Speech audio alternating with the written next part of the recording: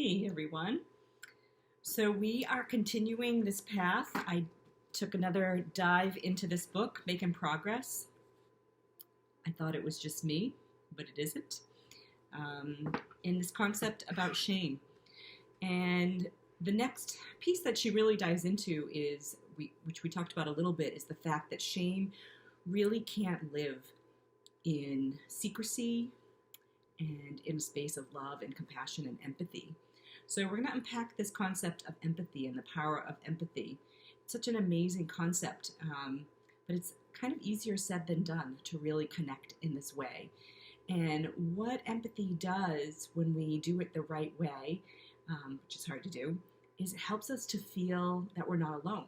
And that's really the goal. That's one of the biggest things that disarm the shame. So when we are really truly trying to connect with somebody, we want to try to be able to see the world as they see it. So even if it's totally different than how we see it, this way of truly like stepping into the other person's shoes and seeing the world as they see it. And we want to try and do this in a way that's not judgmental. And sometimes that's really the hardest piece, right? Is we're sort of surrounded by judgment all the time. And it can become kind of like an automatic trigger for us.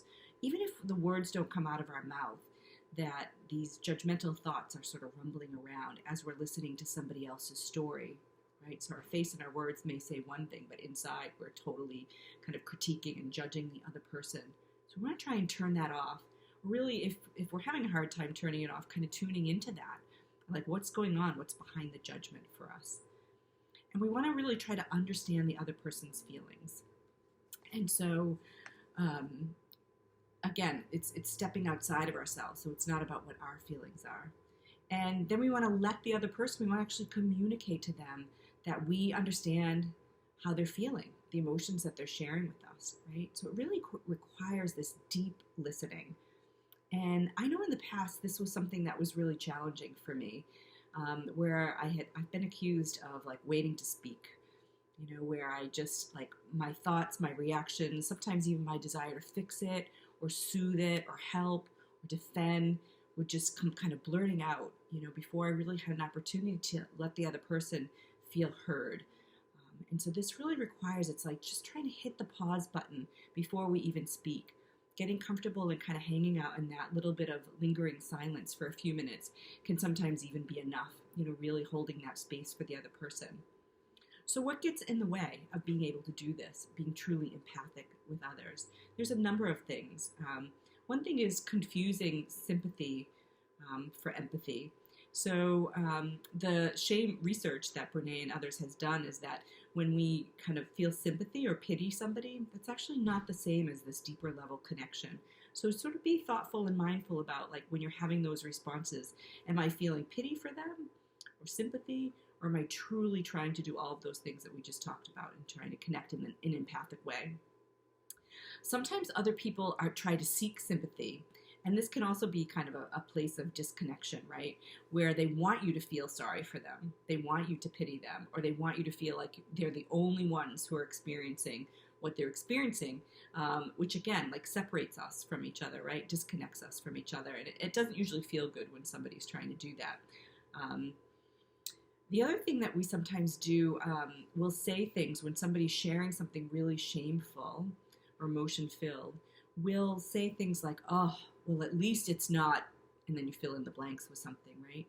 And that tends to really cut people off from their experience, right? It sort of makes it feel like, oh, well, then I sort of feel ashamed that I even feel shame because it's really not that big of a deal. I shouldn't be feeling that. The other thing that sometimes can be a barrier for this deep listening is when we're really quick, we want to connect with the other person. So we're experiencing something that they're feeling. We're like, oh, I know what you mean. My husband, blah, blah, blah, blah, blah, or my mother, blah, blah, blah, blah, my boss, blah, blah, blah, blah. And we very quickly move out of their story and their experience into our own. And that can also kind of be a source of disconnection. And the last thing that can be like a huge barrier for us truly being empathic is sometimes it's just really uncomfortable.